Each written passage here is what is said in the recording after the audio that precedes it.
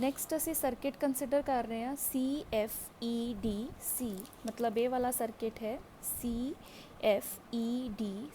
ਇਹਦੇ 'ਚ ਕਿਹੜਾ ਸੈੱਲ ਹੈ E2। ਇਹ ਕਿਹੜੀ डायरेक्शन 'ਚ करंट सेंड करेगा फ्रॉम पॉजिटिव टू नैगेटिव, और ਕਿਹੜੀ डायरेक्शन है एंटी क्लॉकवाइज, और ਇਹਨੂੰ ਅਸੀਂ ਕੀ ਲਵਾਂਗੇ पॉजिटिव कंसिडर कर लिया। ठीक, फिर करंट I2 ਕਿਹੜੀ डायरेक्शन 'ਚ है, ये ਕਿਹੜੀ डायरेक्शन हो जाएगी एंटी क्लॉकवाइज, ਇਹਨੂੰ ਅਸੀਂ ਕੀ कंसिडर किया पॉजिटिव I2 R2। इस तरह हुण साडे कोल इस तो बाद होर किहड़ा करंट है I1 प्लस I2 इस रेजिस्टेंस के अक्रॉस, और ये भी किहड़ी डायरेक्शन 'च है एंटी क्लॉकवाइज डायरेक्शन, और इनू भी असी की ले लिया पॉजिटिव I1 प्लस I2 किहड़ी रेजिस्टेंस के अक्रॉस फ्लो कर रहा है R के अक्रॉस।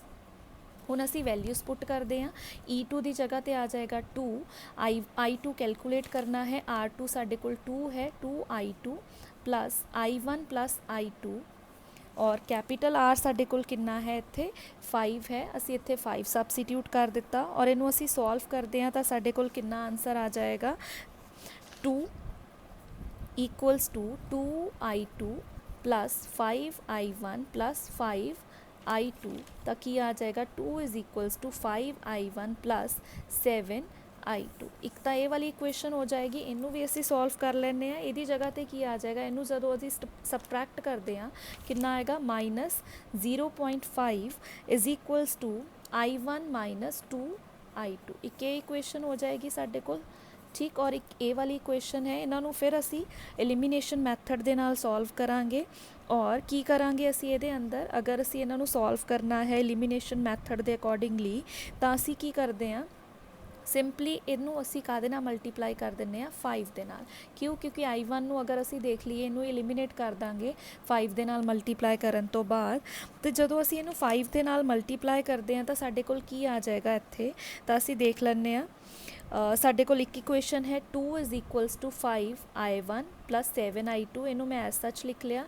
इनू मल्टीप्लाई करन तो बाद साडे कोल की आएगा -2.5 इज़ इक्वल्स टू 5I1, और अगर असी इनू 5 नाल मल्टीप्लाई किया तो की आ जाएगा 10I2। ठीक, हुण असी इनू सॉल्व करते हैं, की आ जाएगा प्लस इत्थे माइनस आ जाएगा और इत्थे प्लस आ जाएगा, ये कैंसल आउट हो गया, और असी इनू जो देखते हैं ऐड करके तो की आ जाएगा साडे कोल इत्थे 4.5, और इत्थे कितना आ जाएगा 17I2 आ जाएगा। ठीक, और असी इत्थों I2 की वैल्यू कैलकुलेट कर सकते हैं। I2 की वैल्यू जो इनू असी सॉल्व करांगे तो वैल्यू साडे कोल किस तरह आएगी, असी इनू देख लैंदे हां सॉल्व करके इंटू 1/17, तो इनू जो सॉल्व करांगे साडे कोल आंसर आता है 0.2647 एम्पीयर। ठीक, इस तरह I2 कैलकुलेट करन तो बाद असी इनू सबसीट्यूट कर देंगे किसी एक इक्वेशन च, सबसीट्यूट करन तो बाद साडे कोल I1 की वैल्यू जो आएगी, I1 साडे कोल इत्थे कुछ 0.0294 एम्पीयर आएगा। इस तरह असी ये कैलकुलेट कर सकते हैं। इस तो बाद जो है थर्ड नुमैरिकल है साडा, ਇਹਦੇ 'ਚ ਕੀ है साडे कोल 3 सेल्स है connected in parallel with there like poles connected together. Like pole मतलब अगर पॉजिटिव है तो पॉजिटिव ही अगे कनैक्टेड है, जे नैगेटिव है तो नैगेटिव ही अगले वाले जो सैल दे नाल नैगेटिव नाल कनैक्ट होएगा। ठीक, असी 3 सैल कंसिडर किए और पैरलर च कनैक्ट कर दिते। पॉजिटिव है तो पॉजिटिव ही सब का इस साइड ते होएगा, अगर नैगेटिव इस साइड ते है तो सब का नैगेटिव, क्योंकि like poles are connected together with the wire of negligible resistance. EMFs जो है गिवन है 2 है, 1 है, 4 है। ठीक है, और इंटरनल रेजिस्टेंसेस है इन्हां दियां, एक नू R1 कह दिता सपोज, R2 है, R3 है। ठीक है, और इन्हों असी कनैक्ट कर दें इस तरह।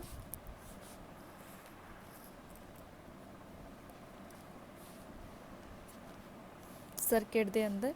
ठीक, E1 सैल है, E2 सैल है, E3 सैल है, इस तरह।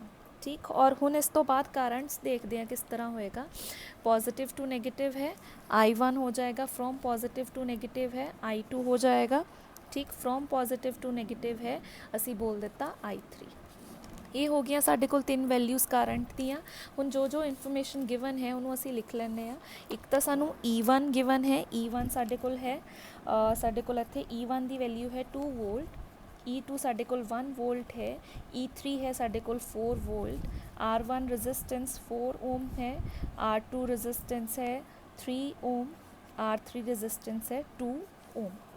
ਠੀਕ, ਹੁਣ ਅਸੀਂ ਇਹਦੇ 'ਤੇ ਅਪਲਾਈ ਕਰਦੇ ਹਾਂ ਕਿਰਚੋਫ ਲॉज।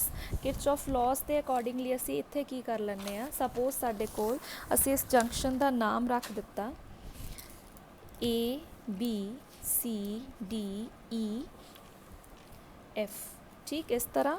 ਹੁਣ ਇਸ ਤੋਂ ਪਹਿਲਾਂ ਅਸੀਂ ਕੀ ਕਰਦੇ ਹਾਂ, ਕੋਈ ਵੀ ਇੱਕ ਕਾਮਨ ਪੁਆਇੰਟ ਸਪੋਜ਼ ਕੰਸੀਡਰ ਕਰ ਲਿਆ, ਸਪੋਜ਼ ਉਹ A ਪੁਆਇੰਟ ਹੈ। ਜੇ ਮੈਂ ਫਸਟ ਜੋ ਰੂਲ ਹੈ, ਇਹ ਜ਼ਰੂਰੀ ਨਹੀਂ ਹੈ ਕਿ ਜਿੱਥੇ ਮੈਂ ਲਗਾ ਦਿੱਤਾ ਉੱਥੇ ਹੀ ਫਸਟ ਰੂਲ ਲੱਗੇਗਾ। ਤੁਸੀਂ ਟਰਾਈ ਕਰੋ ਜਿਹੜੇ ਬਾਕੀ ਨੂਮੈਰੀਕਲਸ ਹੈ ਆਪਣੀ ਸਮਝ ਦੇ ਅਕੋਰਡਿੰਗਲੀ ਦੇਖੋ ਕਿਹੜਾ ਰੂਲ ਤੁਹਾਨੂੰ ਸੂਟੇਬਲ ਲੱਗੇਗਾ। ਇੱਥੇ ਮੈਂ ਸਿਰਫ ਤਾਂ ਇਹ ਲਗਾ ਰਹੀ ਹਾਂ ਤਾਂ ਕਿ ਤੁਹਾਨੂੰ ਫਸਟ ਜੋ ਰੂਲ ਹੈ ਉਹ ਵੀ ਪਤਾ ਚੱਲੇ ਕਿਸ ਤਰ੍ਹਾਂ ਲਗਾਉਣਾ ਹੈ। ਸਪੋਜ਼ ਮੈਂ ਮੀਟਿੰਗ ਪੁਆਇੰਟ A ਕੰਸੀਡਰ ਕੀਤਾ, ਇੱਥੇ ਅਗਰ ਅਸੀਂ ਫਸਟ ਲਾਅ ਲਗਾ ਦਿੰਦੇ ਹਾਂ ਕਿਰਚੋਫ ਦਾ, ਤਾਂ ਦੇਖੋ ਇੱਕ ਕਰੰਟ A ਵਾਲਾ ਆ ਰਿਹਾ ਹੈ I1, I2 ਕਰੰਟ ਵੀ ਇੱਥੇ ਜਾਏਗਾ, I3 ਕਰੰਟ ਵੀ A ਪੁਆਇੰਟ ਦੀ ਤਰਫ ਜਾ ਰਿਹਾ ਹੈ। ਤਾਂ ਸਾਰੇ ਕਰੰਟ ਕੀ ਕਰ ਰਹੇ ਹੈ, ਐਂਟਰ ਕਰ ਰਹੇ ਟੂ ਦੀ ਪੁਆਇੰਟ A। ਤਾਂ ਸਭ ਨੂੰ ਅਸੀਂ ਕੀ ਲੈ ਕੇ ਚੱਲਾਂਗੇ, positive according to Kirchhoff first law. ਤਾਂ ਇਸ ਤਰ੍ਹਾਂ ਅਸੀਂ ਲਿਖ ਦਾਂਗੇ I1 + I2 + I3 = 0। ਠੀਕ, ਹੁਣ ਇਸ ਤੋਂ ਬਾਅਦ ਅਸੀਂ ਕੀ ਲਗਾਉਂਦੇ ਹਾਂ, ਫਿਰ ਕਿਰਚੋਫ ਲॉज ਲਗਾਉਂਦੇ ਹਾਂ ਫਸਟ ਸੈਕਿੰਡ ਥਰਡ ਜੋ ਵੀ ਹੈ, ਫਸਟ ਹੈ ਸੈਕਿੰਡ ਹੈ, ਅਸੀਂ ਉਹ ਲਗਾ ਦਿੰਦੇ ਹਾਂ। ਤਾਂ ਸਾਡੇ ਕੋਲ ਫਸਟ ਜੋ ਹੈ closed circuit A B F E A, closed circuit A B F E A। ਹੁਣ ਇਹਦੇ 'ਚ ਦੇਖ ਲੈਂਦੇ ਹਾਂ, ਪਹਿਲਾ ਸੈੱਲ E1 ਸੈੱਲ ਕਿਹੜੀ ਡਾਇਰੈਕਸ਼ਨ 'ਚ ਫਲੋ ਕਰਵਾ ਰਿਹਾ ਹੈ ਕਰੰਟ, ਪੋਜ਼ਿਟਿਵ ਜੋ ਹੈ ਸਾਡੇ ਕੋਲ ਪੋਜ਼ਿਟਿਵ ਕੰਸੀਡਰ ਕੀਤਾ ਜਾਏਗਾ ਕਿਉਂਕਿ ਕਿਹੜੀ ਡਾਇਰੈਕਸ਼ਨ ਹੈ, ਐਂਟੀ ਕਲੌਕਵਾਈਜ਼ ਡਾਇਰੈਕਸ਼ਨ। E1 ਇਸ ਤਰ੍ਹਾਂ ਆ ਗਿਆ। ਹੁਣ E2 ਜਿਹੜਾ ਹੈ ਉੱਪਰ ਵਾਲੀ ਡਾਇਰੈਕਸ਼ਨ 'ਚ, ਦੈਟ ਇਜ਼ ਕਲੌਕਵਾਈਜ਼ ਡਾਇਰੈਕਸ਼ਨ। ਤਾਂ ਇਹਨੂੰ ਅਸੀਂ ਕੀ ਲਿਖ ਦਾਂਗੇ, -E2 ਇਕੁਅਲਸ ਟੂ, ਹੁਣ current I1 is in anti clockwise direction, ਤਾਂ ਇਹਨੂੰ ਅਸੀਂ ਪੋਜ਼ਿਟਿਵ I1 R1, और I2 करंट इज इन केड़ी डायरैक्शन है, एंटी क्लॉकवाइज नहीं है, ये केड़ी डायरैक्शन है, क्लॉकवाइज। इनू असी ध्यान च रखना है। तो ये अगे की लगाता माइनस। ठीक है, ये चीज़ हो जाएगी। और इनू असी की करांगे, सिंपलीफाई कर लांगे, पहला वैल्यूज़ पुट कर देंगे। ठीक है, की आ जाएगा 2 - 1 = टू I1 कैलकुलेट करना है, R1 कितना है 4 माइनस R2 कितना है 3 I2। ठीक, की आ जाएगा इत्थे 1 = टू 4 I1 - 3 I2, या असी इस तरह लिख दईए 4 I1 - 3 I2 = टू 1। ठीक, ਹੁਣ ਇਸੇ ਤਰ੍ਹਾਂ ਇਸ ਕਲੋਜ਼ ਸਰਕਿਟ ਨੂੰ ਲੈ ਲੈਂਦੇ ਆ EFCDE, EFCDE। ਹੁਣ ਇਹਦੇ 'ਚ ਦੇਖੋ ज़रा, E2 ਜੋ ਹੈ ਸੈੱਲ ਸੈਂਡਸ ਦੀ ਕਰੰਟ ਇਨ ਕਿਹੜੀ ਡਾਇਰੈਕਸ਼ਨ ਹੈ ਸਾਡੇ ਕੋਲ, ਇਹ ਵਾਲੀ एंटी क्लॉकवाइज, तो असी पॉजिटिव कंसीडर किया। E3 सेंड्स इन क्लॉकवाइज डायरैक्शन, तो -E3 = to I2 current is in anti clockwise direction, it is considered positive, R2 नाल आ जाएगा, और E3 in clockwise direction, it is considered as negative. ये हो जाएगा। हुण वैल्यू सबसीट्यूट कर देने आ, E2 1 है, E3 4 है। ठीक है, असी वैल्यूज़ इत्थों देख के लिख रहे हैं। ठीक, I2 साढ़े कोल पुट फाइंड आउट करना है, R2 साढ़े कोल 3 है, 3 I2 माइनस R3 कितना है 2 I3। ताकि आंसर आ जाएगा, असी इक्वेशन लिख देने 3 I2 - 2 I3 = टू -3। ये आ जाएगी थर्ड इक्वेशन।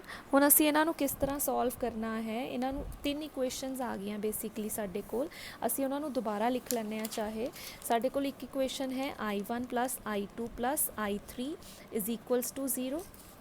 ठीक, दूसरी इक्वेशन है 4 I1 - 3 I2 = टू 1। और थर्ड इक्वेशन है साडे कोल 3 I2 - 2 I3 = टू -3। ये 3 इक्वेशनस है साडे कोल। हुण असी इहनूं किस तरह सॉल्व करांगे, सपोज असी फस्ट ए वाली इक्वेशन चों असी वैल्यू कढ़ लैंदे आ I3 दी। ठीक है, I3 दी सपोज मेरे कोल कितनी वैल्यू आएगी, जरूरी नहीं I3, तुसी देखो जो भी तुहानूं अच्छा लगता है ये चो, या जो सूटेबल है वो अकॉर्डिंगली चलो। I3 कितना आ जाएगा minus, of I1 plus I2। ठीक, ਹੁਣ ਇਹਨੂੰ ਮੈਂ ਸਪੋਜ਼ ਇੱਥੇ ਪੁੱਟ ਕਰਦਾ ਕਿਉਂਕਿ ਇੱਥੇ ਹੀ I3 ਹੈ ਤਾਂ ਕੀ ਆ ਜਾਏਗਾ 3I2 ਮਾਈਨਸ 2, ਇੱਕ ਮਾਈਨਸ ਇਹ ਹੈ ਮਾਈਨਸ ਮਾਈਨਸ ਪਲੱਸ ਹੋ ਜਾਏਗਾ I1 plus I2 is equals to minus 3। ਹੁਣ ਇਹਨੂੰ ਜਦੋਂ ਅਸੀਂ ਸੋਲਵ ਕਰਦੇ ਹਾਂ ਤਾਂ ਸਾਡੇ ਕੋਲ ਕਿੰਨਾ ਆਨਸਰ ਆ ਜਾਏਗਾ 3I2 plus 2I1 plus 2I2 is equals to minus 3। ਤਾਂ ਕੀ ਆ ਜਾਏਗਾ ਸਾਡੇ ਕੋਲ ਇੱਥੇ 2I1 plus 5I2 is equals to minus 3। ਇਹ ਚੀਜ਼ ਆ ਜਾਏਗੀ ਸਾਡੇ ਕੋਲ।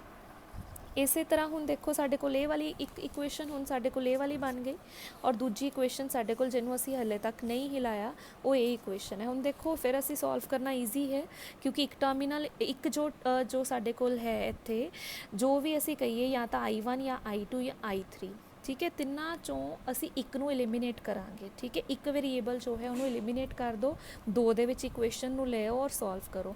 ਪਹਿਲੇ ਇਹ ਦੋ ਇਕੁਏਸ਼ਨਸ ਨੂੰ ਅਸੀਂ ਹਿਲਾਇਆ, ਹੁਣ ਇਹ ਵਾਲੀ ਇਕੁਏਸ਼ਨ ਔਰ ਜੋ ਸਾਡੇ ਕੋਲ ਆਏਗੀ ਇਕੁਏਸ਼ਨ ਅਸੀਂ ਉਹਨਾਂ ਨੂੰ ਸੋਲਵ ਕਰ ਦਾਂਗੇ। ਠੀਕ ਹੈ, ਇਜ਼ ਇਕੁਅਲਸ ਟੂ 1। ਹੁਣ ਇੱਥੇ ਦਿਖ ਰਿਹਾ ਅਸੀਂ ਇਹਨੂੰ 2 ਨਾਲ ਮਲਟੀਪਲਾਈ ਕਰ ਦਿੰਦੇ ਹਾਂ, ਸਾਡੇ ਕੋਲ ਕੀ ਆ ਜਾਏਗਾ 4I1 plus 10I2 is equals to minus 6, 4I1 minus 3I2 is equals to 1। ਹੁਣ ਇਹਨੂੰ ਅਸੀਂ ਸਬਟਰੈਕਟ ਕਰ ਦਿੰਦੇ ਹਾਂ ਤਾਂ ਸਾਡੇ ਕੋਲ ਕੀ ਆਂਸਰ ਆ ਜਾਏਗਾ, ਇੱਕ जो है कैंसल हो जाएगा, ਇੱਥੇ आ जाएगा ਸਾਡੇ ਕੋਲ 13I2 is equals to minus 7। ਤਾਂ I2 ਦੀ ਵੈਲਿਊ ਸਾਡੇ ਕੋਲ ਕੀ ਆ ਜਾਏਗੀ -7/13 एम्पीयर। ठीक, I2 आ गया। ਹੁਣ ਇਹਨੂੰ ਕਿਸੇ ਵੀ इस इक्वेशन 'ਚ चाहे पुट कर ਦਿੱਤੀ I1 कैलकुलेट हो जाएगा। ठीक है, और इस तरह ਅਸੀਂ I3 भी कैलकुलेट कर सकते हैं। ठीक है।